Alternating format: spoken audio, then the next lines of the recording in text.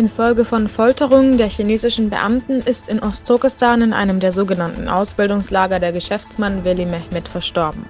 Der 55-Jährige war in einem Internierungslager in Artusch festgehalten worden, da er es wagte, seine Kinder in einer religiösen Schule anzumelden. Auf der gesamten Welt werden die Proteste, welche zur sofortigen Einstellung der Assimilationspolitik Chinas aufrufen, fortgeführt. In Istanbul organisierte der Osmanische Verein eine Protestkundgebung vor der chinesischen Botschaft.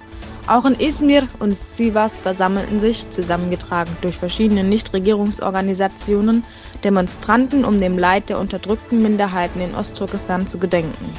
Weiter protestierten Menschengruppen in Rize, Bitlis, Washington und anderen Metropolen.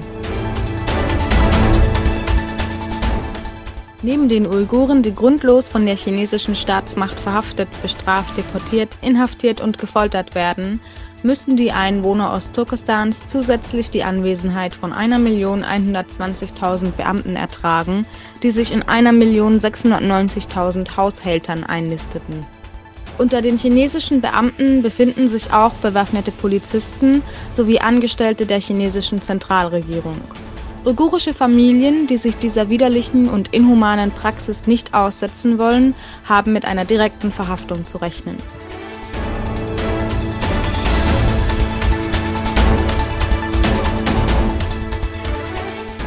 Vor 2 Wochen stoppte die israelische Regierung Katar, das mit der Absicht, den Bediensteten der Krisengegend ihren Lohn auszuzahlen, Fondszahlungen an Gaza leisten wollte. Nach einem Sinneswandel folgt nun den israelischen Medien zufolge die Erlaubnis des Geldtransfers.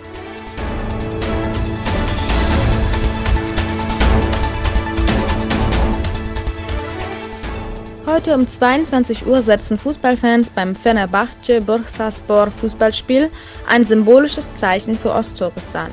Lange einstudiert, ist geplant, aus den grün-weißen Tribünen eine riesige Ostturkestan-Fahne zu kreieren. Diese Geste soll und wird ein wichtiges Zeichen setzen, das zum Nachdenken anregt.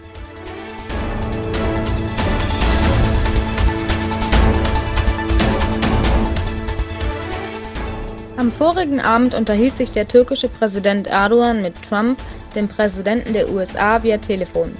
Erdogan vermittelte Trump die Bereitschaft der Türkei, die Sicherheitsfrage im syrischen Manbij zu übernehmen. Beide einigten sich auf eine Beseitigung des IS und präventive Vorkehrungen, die ein neuerliches Aufstehen der Terrormiliz verhindern sollen.